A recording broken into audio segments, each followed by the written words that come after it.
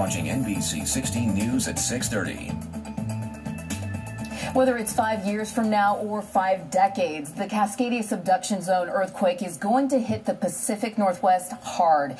Here in Oregon, state officials are expecting a magnitude 9.0 or higher, lasting anywhere from 2 to 4 minutes. Now, we can't stop that from happening, but what we can do is get prepared for it as much as possible. NBC 16's Cameron Walker tells us about a new program that can help you get started building your own disaster kit.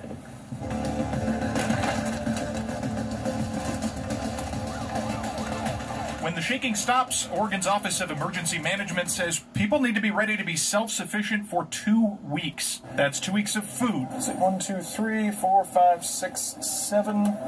Let's get one more for good luck. 2 weeks of water.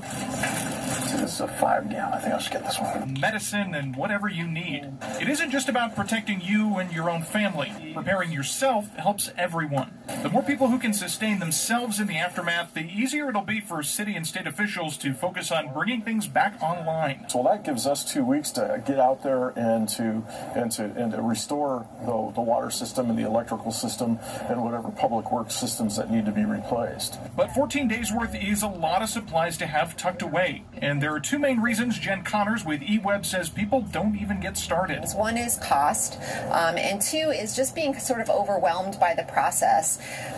Where do I start? How am I going to store all of that water? Enter the Pledge to Prepare. It's a 12-month program from eWeb that breaks down that big disaster kit into 12 pieces. If you're trying to save for a big financial goal, like you want to put a down payment on a house or a big vacation, trying to save all at once can seem overwhelming and you might not get very far. Each month you get just a couple of tasks to complete or supplies to put away bit by bit.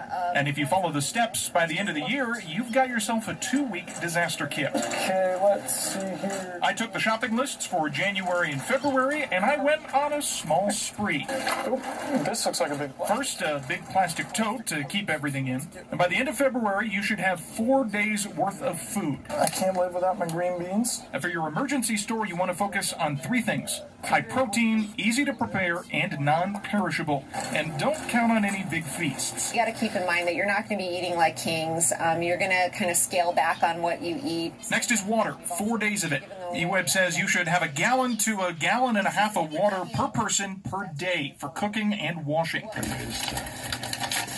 Next up is cash. Banks and ATMs might be out of commission after the quake, so you'll want to have some emergency money on hand. Now, you're going to need something to open up all that food you have stored, so a can opener goes in the kit.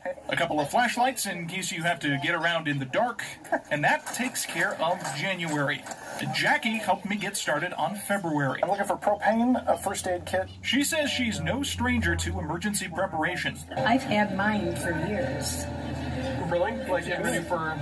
Yes. Well, I used to live on the coast. Oh, okay. So you were ready for like tsunamis? Well, ready for tsunamis. She got me headed in the right direction. I picked up some propane, a first aid kit, and some bleach. And I was ready to check out. I feel secure now. As far as if there's like an earthquake? I do. I mean, I'm going to be glad I have this stuff. The cashier, Jeremy, says he's also ready for the worst. He told me he wants to be prepared to help his family and his neighbors. Yeah, I think it's very important to be prepared for any type of disasters. I have probably about 30 gallons of water. I have a lot of pop. Kids. My total for January and February came to $82.89. The last item for February isn't something on a shopping list. It's making a family emergency plan. And that's as simple as sitting down with your family and coming up with a place you'll all meet up after the quake and a backup place. And with all that finished, I'm now 1/6 of the way toward being ready for the big one or for any other disaster. In Eugene, I'm Cameron Walker reporting.